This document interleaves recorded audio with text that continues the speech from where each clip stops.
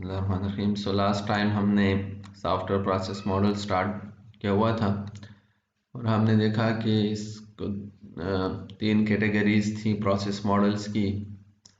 और उसमें हमारे पास जो स्ट्रक्चर्ड कैटेगरी में है उसमें हमने स्टडी किया है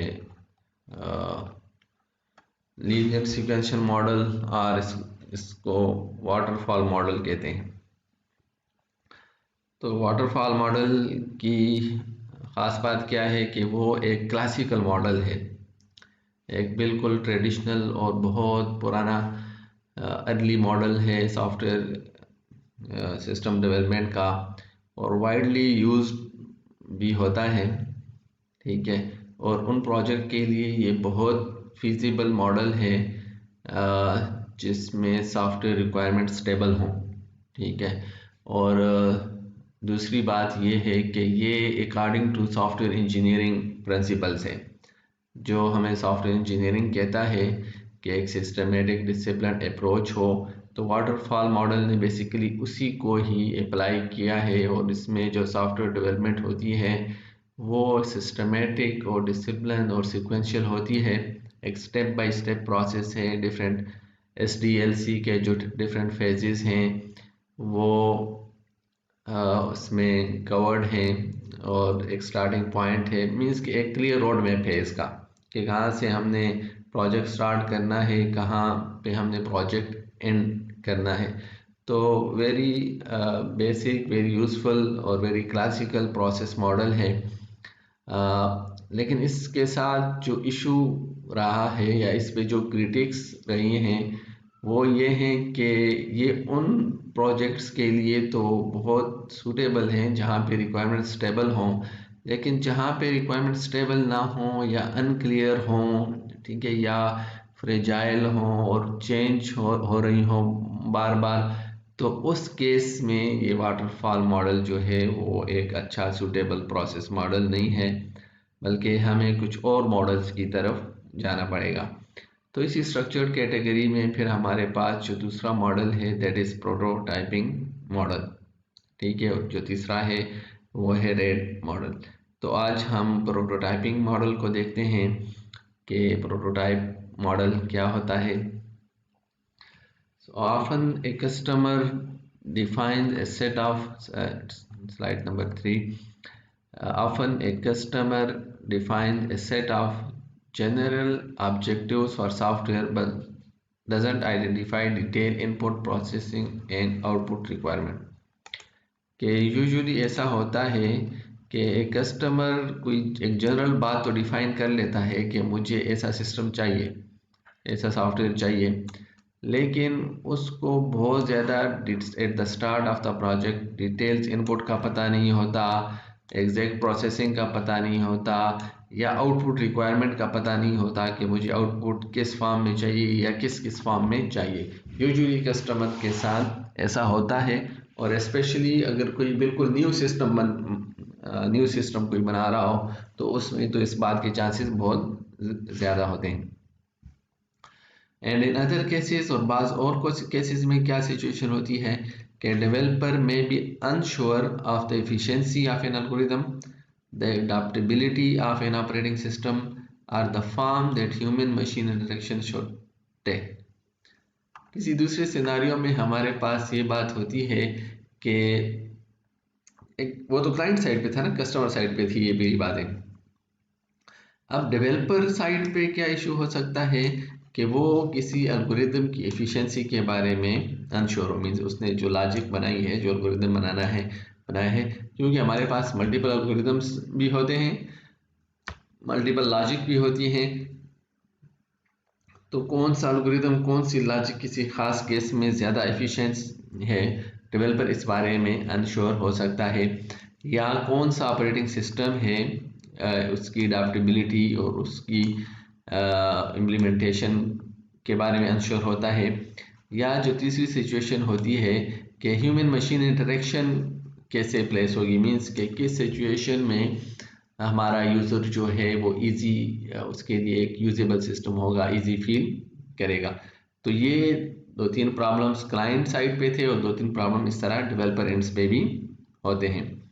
सो in these and many other situation, इस सिचुएशन में और इस तरह की और भी बहुत सारी सिचुएशन हैं जहाँ पे चीज़ें क्लियर ना हो from the very first day, तो वहाँ पे जो दूसरा फिर मॉडल डेवलप हुआ और प्रपोज हुआ वो था प्रोटोटाइपिंग मॉडल।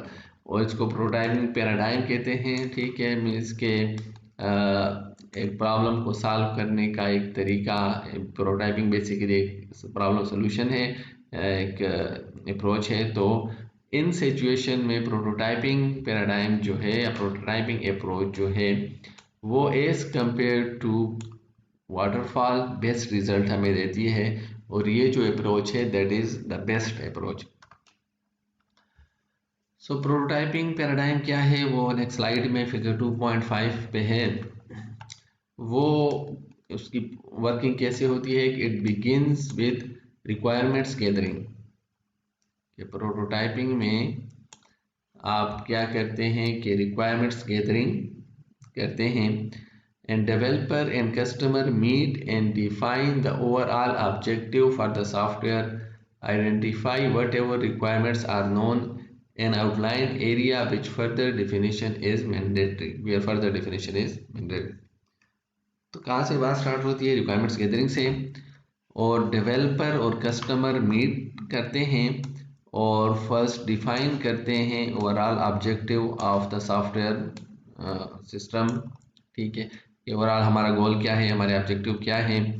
और ये आइडेंटिफाई करते हैं कि आया requirements are known, requirements known हैं और या कितनी रिक्वायरमेंट्स नॉन हैं। और आउटलाइन करते हैं areas where further definition is mandatory. और वो पार्ट्स आइडेंटिफाई करते हैं जहाँ पे चीज़ें अनक्लियर हैं और उनकी फर्दर डिफिनीशन की ज़रूरत होती है। सो उसके बाद जो इनिशियल जो रिक्वायरमेंट्स गैदर होती है और एक मीटिंग होती है क्लाइंट के साथ जिसमें ये जस्ट ये 2-3 काम होते हैं, ऑब्जेक्टिव डिफाइन करने हैं, जो नॉन रिक्वायरमेंट्स हैं वो ली जाती हैं और जो मिसिंग स्पॉट्स हैं उनको आइडेंटिफाई किया जाता है। तो उसके बाद एक क्विक डिज़ाइन बनता है। ठीक है, वो जो इनिशियल एनालिसिस है उसके बाद उसकी बेस पे एक क्विक डिज़ाइन बनता है। और ये जो क्विक डिज़ाइन होता है ये फोकस करता है on the representation of those aspects of the software that will be visible to the customer user, for example input approaches and output format। ये जो क्विक डिज़ाइन होता है ये उन एस्पेक्ट के सॉफ्टवेयर पे फोकस करता है जो कस्टमर को विजिबल हो। ठीक है, और कस्टमर को विजिबल क्या होता है, इनपुट आउटपुट। ठीक है, उसकी जो इंटरेक्शन है सिस्टम के साथ वो उसको विजिबल होती है और जो आउटपुट वो गेट करता है वो उसको, ये दो चीज़ें तो ऐसी हैं जो कस्टमर को विजिबल होती है। बाकी तो उसके लिए ब्लैक बॉक्स है सॉफ्टवेयर, उसको तो नहीं पता इंटरनल लॉजिक क्या चीज़ होती है, प्रोग्रामिंग कैसे हुई है, कौन से मैकेनिज्म, कौन से एल्गोरिदम अप्लाई हुए हैं, कौन सी लैंग्वेज यूज हुई हैं, वो क्लाइंट के लिए एक ब्लैक बॉक्स है। लेकिन ये जो इनपुट आउटपुट है ये डायरेक्ट कस्टमर से रिलेटेड चीज़ें हैं। तो क्विक डिज़ाइन में ये जो विजिबल एस्पेक्ट हैं जो कस्टमर से रिलेटेड हैं इनपुट और आउटपुट की फॉर्म में, इन पे फोकस किया जाता है। And the quick design leads to the construction of a prototype. और इस फिर क्विक डिज़ाइन को क्या कन्वर्ट किया जाता है एक प्रोटोटाइप में, इसका एक प्रोटोटाइप बनाया जाता है।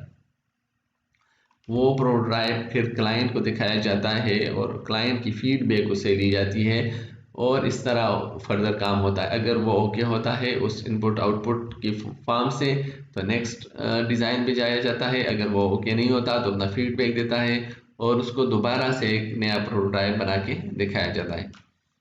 सो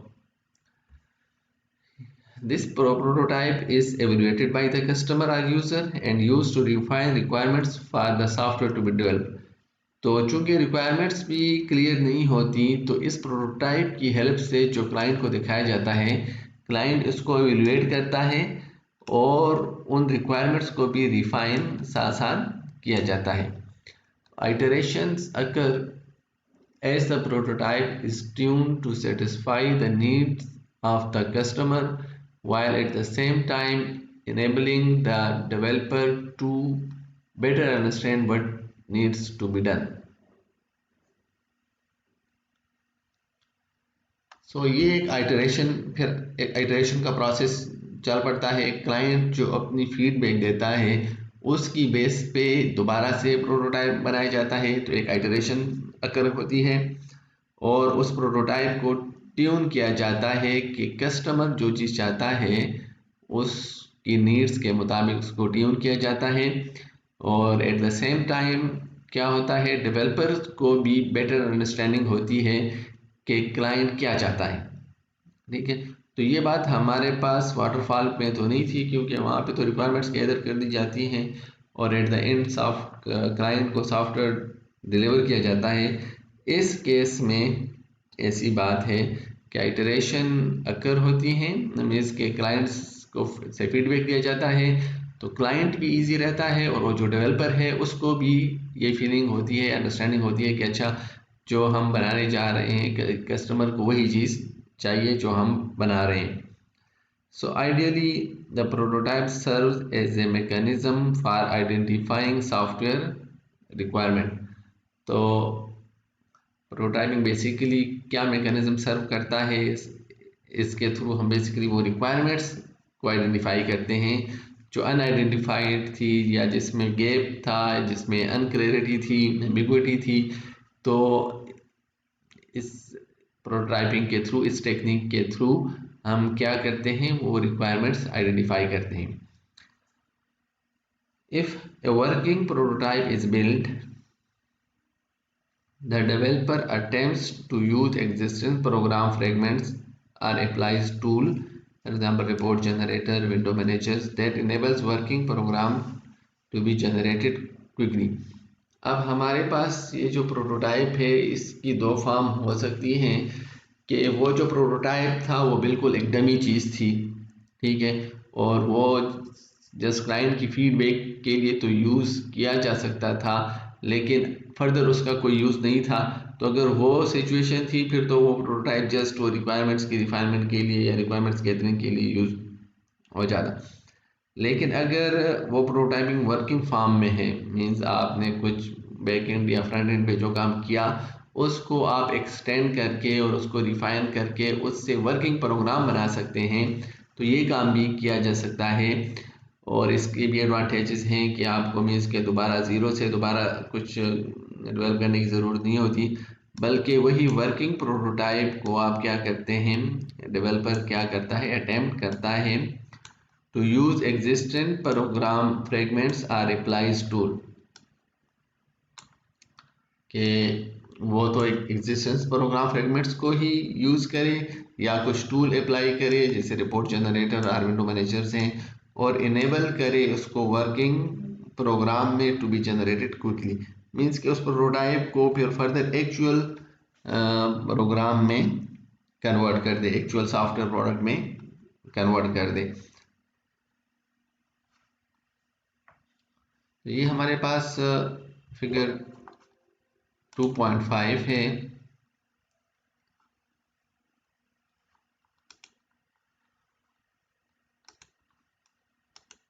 ये स्लाइड 6 पे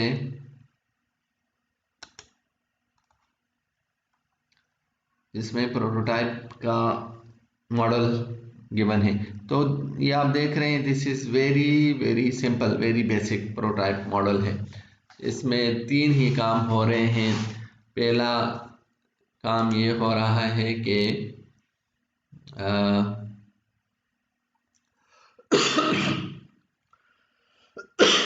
आप लिसन करते हैं कस्टमर को, ठीक है, और सेकंड स्टेप पे आप बिल्ड करते हैं मॉकअप्स को बिल्ड करते हैं या उसको रिवाइज करते हैं, और थर्ड स्टेप पे वो जो मॉकअप्स हैं वो आप कस्टमर को दिखाते हैं, कस्टमर से उसकी एवल्यूएशन करवाते हैं। तो फिर अगेन आप कस्टमर को लिसन करते हैं, बिल्ड करते हैं, रिवाइज करते हैं मॉकअप्स को, और कस्टमर जो है उसको टेस्ट करता है, उसको क्रिएट करता है, और ये एक साइकिल है। वाटरफॉल तो लीनियर था ना, एक एनालिसिस से स्टार्ट होके और उस पर ख़त्म हो जाता था, एक लीनियर था, मीन्स के सीक्वेंशियल था। जबकि this is cyclic approach, means आप इन आइटरेशन है, बार बार वही काम कर रहे हैं और हर दफ़ा आप क्या कर रहे हैं, फर्दर रिक्वायरमेंट्स को क्लेरिफाई कर रहे हैं या चीज़ों को डेवलपर अपनी अंडरस्टैंडिंग को इम्प्रूव कर रहा है एंड सो ऑन। सो ये जो प्रोटोटाइप मॉडल है, this is done in iteration in cyclic form. 3 काम हैं बड़े सिंपल कि फर्स्ट कस्टमर को लिसन करना, फिर मॉकअप्स को बिल्ड करना, और थर्ड कस्टमर से उनको एवेलुएट करना, फिर कस्टमर को लिसन करना, फिर बिल्ड करना और फिर एवेलुएट करना। ये साइकिल में ये 3 काम चल रहे होते हैं। तो इसका मॉडल वेरी सिंपल है, वेरी बेसिक है, और जहाँ पे रिक्वायरमेंट्स अनक्लियर हों वहाँ पे बहुत इफ़ेक्टिव भी है। हमारे पास प्रोटोटाइपिंग के क्या प्रोस और क्या कॉन्स हैं, मीन्स क्या इसके एडवांटेजेस हैं, क्या डिसएडवांटेजेस हैं। पहले यहाँ पे कॉन्स हैं कि प्रोटोटाइपिंग कैन, इसके फ़ायदे तो हमें नज़र आ रहे हैं, लेकिन it can also be problematic. तो पहले इसके कॉन्स देखते हैं कि customer sees what appear to be, slide number 7 पे, the customer sees what appear to be a working version of the software, unaware that the prototype is held together with chewing gum and baling wire, unaware that in the rush to get it working no one has considered overall software quality or long-term maintainability। क्या मतलब इस बात का कि customer के सामने जो नज़र आ रहा है वो उस चीज़ को देख रहा है, वो उसको एक वर्किंग वर्जन समझ रहा होता है सॉफ्टवेयर का, और इस बात से अनअवेयर होता है कि जो चीज़ मुझे दिखाई जा रही है ये एक्चुअल सॉफ्टवेयर नहीं है, बल्कि ये तो प्रोटोटाइप है और मैं इस चीज़ को एज इट इज़ यूज़ नहीं कर सकता, क्योंकि इसको बनाते वक्त कोई क्वालिटी, सॉफ्टवेयर क्वालिटी को नहीं देखा गया या लॉन्ग टर्म मेंटेनेबिलिटी को नहीं देखा गया। When informed that the product must be rebuilt so that high level of quality can be maintained, the customer cries foul and demands that a few fixes be applied to make the prototype a working product. Too often software development management relent। तो जब उसको एक prototype बना के दिया जाता है और वो बज़ाहिर वर्किंग कंडीशन में होता है, तो कस्टमर की एक साइकोलॉजी ये बन जाती है कि इसी चीज़ को ही बस मुझे इसी चीज़ को ही मुझे रिबिल्ड करके दे दें, और नए सिरे से इसको बनाने की ज़रूरत नहीं है। जो डेवलपर उसको समझाना चाहते हैं कि ये तो प्रोटोटाइप है, इसमें तो कोई क्वालिटी इश्यूज़ को एड्रेस नहीं किया गया या मेंटेनेबिलिटी को एग्जिस्ट नहीं किया गया, तो कस्टमर क्या डिमांड करता है कि बस इसी को ही आप थोड़ा सा फ्यू फिक्सेस कर लें, थोड़ा सा इन्हेंस कर दें और मुझे हैंड ओवर कर दें। तो जो हमारे पास सॉफ्टवेयर डेवलपमेंट मैनेजमेंट होती है, उसको तो पता होता है कि इसमें हमने कोई क्वालिटी कंसर्न नहीं डाले या कोई मेंटेनेबिलिटी, तो वो रिलेंट करती है, वो इस प्रोटोटाइप को हैंड ओवर नहीं करना चाहती, और कस्टमर क्या चाहता है कि यही चीज़ फ्यू फिक्सेस के साथ मुझे हैंड ओवर हो जाए। दूसरा जो इसके साथ मसला है कि developer often makes implementation promises in order to get a prototyping working quickly।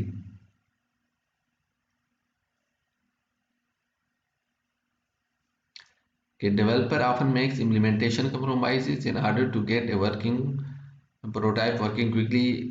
जब वो प्रोटोटाइप बनाता है तो बहुत सारी इम्प्लीमेंटेशन compromises करता है, क्योंकि उसकी नज़र में तो एक प्रोटोटाइप ही बन रहा होता है, और या एक inappropriate operating system or programming language may be used simply because it is available and known। और डेवलपर जो है वो कोई इनअप्रोप्रिएट ऑपरेटिंग सिस्टम यूज़ करता है या प्रोग्रामिंग लैंग्वेज इनअप्रोप्रिएट यूज़ करता है बिकॉज कि वो सिंपल होता है, और एट द मोमेंट उसके प्रोटोटाइप बनाने में उसको हेल्प आउट कर देता है, या इनएफिशिएंट एल्गोरिदम वो यूज़ कर सकता है just to demonstrate the capability. ठीक है, जस्ट वो प्रोटोटाइप की हद तक एक तो इम्प्लीमेंटेशन को कॉम्प्रोमाइज़ करता है, इनअप्रोप्रिएट ऑपरेटिंग सिस्टम यूज़ कर सकता है, इनएफिशिएंट एल्गोरिदम यूज़ कर सकता है। And after a time the developer may become familiar with these choices and forget all the reason while they were inappropriate। लेकिन कुछ वक्त के बाद वही जो इनअप्रोप्रिएट चीज़ें थी डेवलपर उनसे फेमिलियर हो जाता है, ठीक है, वही उसका कंफर्ट जोन बन जाता है और वो ये भूल जाता है कि अच्छा ये जो चॉइसेस मैंने अप्लाई की थी इन अप्रोप्रिएट चीज़ों की, वो तो एक वक्ती चीज़ थी, वो तो जस्ट प्रोटोटाइप की हद तक थी। तो अब उसकी डेवलपर की साइकोलॉजी क्या बन जाती है कि अच्छा इसी को ही बस हमें थोड़ा एक्सटेंड करता हूँ, बेशक मैंने जो भी ऑपरेटिंग सिस्टम या जो भी एल्गोरिदम या जो भी प्रोग्रामिंग लैंग्वेज यूज़ की हैं अगरचे वो आइडियल नहीं है, लेकिन फिर भी हम इसी को ही यूज़ कर लेते हैं और उसको सॉफ्टवेयर सिस्टम का पार्ट बना लेते हैं, उसी को ही एक्सटेंड कर लेता है। तो दोनों एंड्स पे जो प्रॉब्लम है, एक क्लाइंट के साइड पे जो प्रॉब्लम है और एक डेवलपर के साइड पे एक प्रॉब्लम अकर कर सकता है।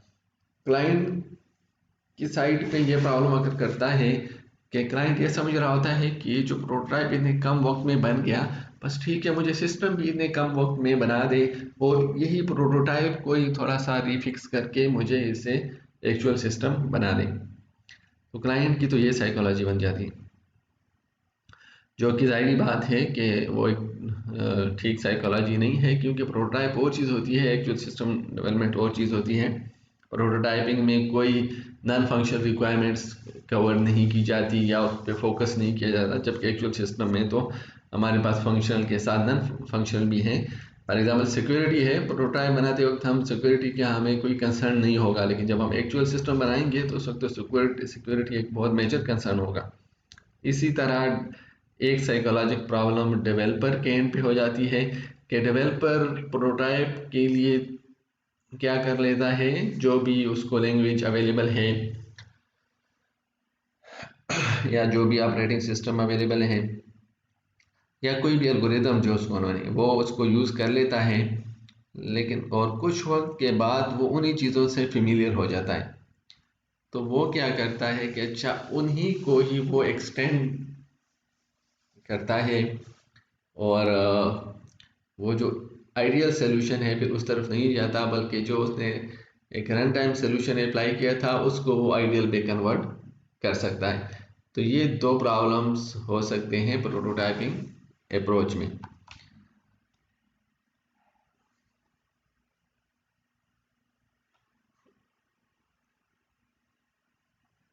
अच्छा, कॉन्स प्रोज इसके क्या हैं कि although slide 8 पे although problems can occur, prototyping can be an effective paradigm for software engineering।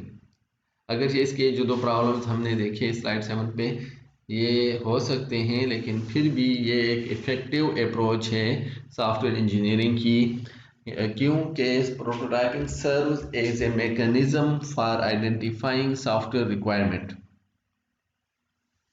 मेरी बात तो ये है कि जहाँ पे रिक्वायरमेंट्स अनक्लियर हों, एम्बिगुअस हों, तो प्रोटोटाइपिंग बहुत इफ़ेक्टिव टेक्निक है वहाँ पे रिक्वायरमेंट्स को आइडेंटिफाई करने के लिए।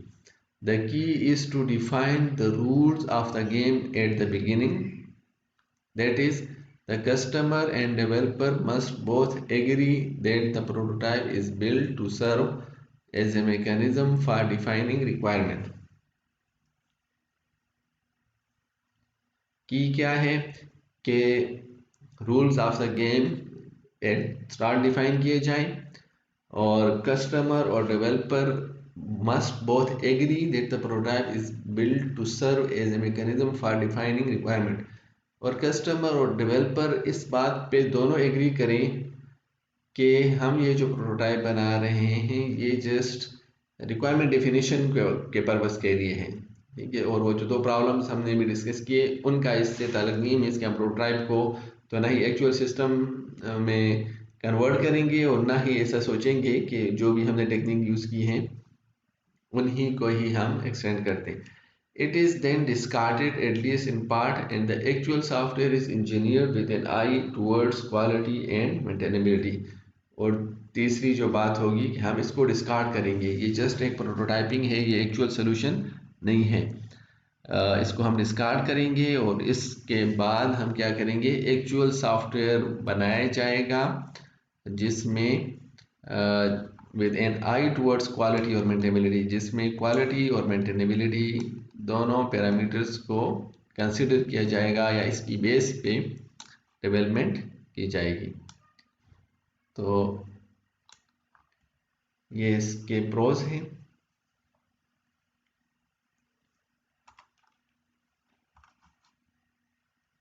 ये रेट कैटेगरी में लाई करता है रैपिड एप्लीकेशन डेवलपमेंट में। और यहाँ पे फिगर 1.5 में, जो कि स्लाइड नंबर 9 पे है,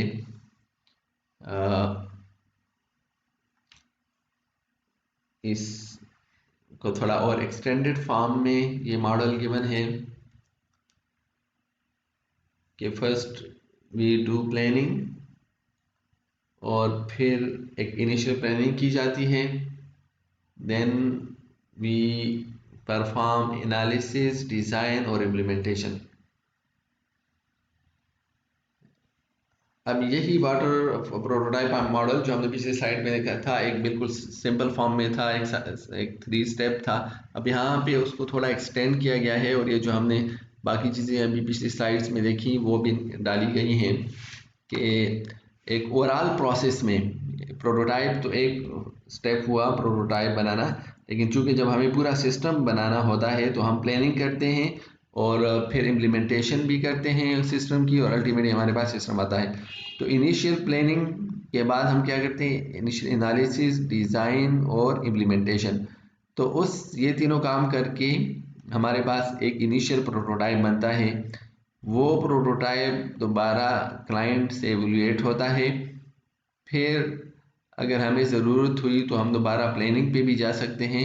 अदरवाइज़ क्लाइंट क्या करता है, तो क्लाइंट की फीडबैक के बाद दोबारा एनालिसिस, डिज़ाइन, इम्प्लीमेंटेशन और एक और प्रोटोटाइप बनता है। तो ये जो साइकिल है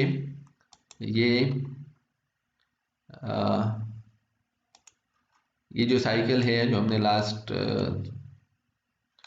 स्लाइड्स पे देखा भी, जो 2-3 स्लाइड पहले था, वो ये वाला साइकिल है। प्रोटोटाइपिंग का साइकिल ये है, और ये जो स्टेप्स हैं प्लानिंग के और इम्प्लीमेंटेशन के और सिस्टम के, ये तो ओवरऑल फिर आप सिस्टम को, प्रोटोटाइप को फॉर एग्जांपल या डिस्कार्ड कर लें और फिर एक्चुअल इम्प्लीमेंटेशन करें और उसके पास आपके पास एक्चुअल सिस्टम आ जाता है। तो प्रोटोटाइपिंग का साइकिल इन बिटवीन है आपके ओवरऑल सिस्टम डेवलपमेंट में।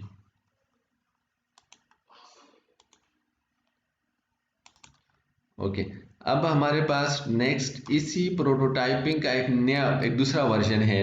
मीन्स कि वही चीज़ है लेकिन थोड़ी इसमें मॉडिफिकेशन ये है कि हमने इसको थ्रो अवे प्रोटोटाइप का नाम दिया हुआ है। थ्रो अवे प्रोटोटाइप का क्या मतलब है कि इस प्रीवियस में जो नॉर्मल प्रोटोटाइप में इसमें हमारे पास ये है कि हम इवन किसी प्रोटोटाइप को भी मीन्स कुछ डिस्कार्ड कर लें और उसी को ही कुछ एक्सटेंड करके एक्चुअल इम्प्लीमेंटेशन पे जाएं। जबकि थ्रो अवे में आइडिया ये है कि हमने बिल्कुल प्रोटोटाइप को बिल्कुल रीयूज नहीं करना, उसको थ्रो कर देना है।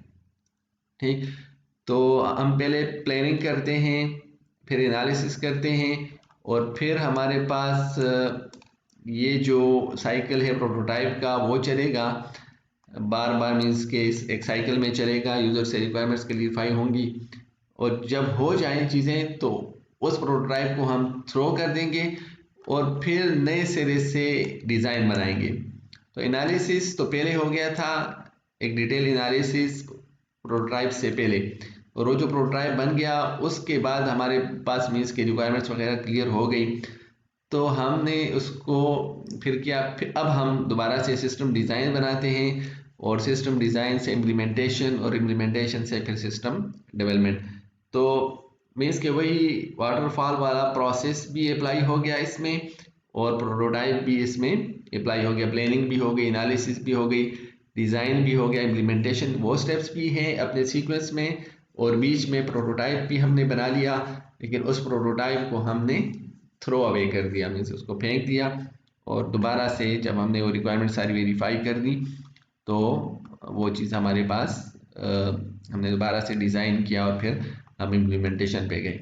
और इटरेशन प्रोटोटाइप बनाने के लिए नहीं है बल्कि इंक्रीमेंट्स के लिए है, सिस्टम की इम्प्लीमेंटेशन इंक्रीमेंट्स के लिए। जी, यू कैन आस्क क्वेश्चन।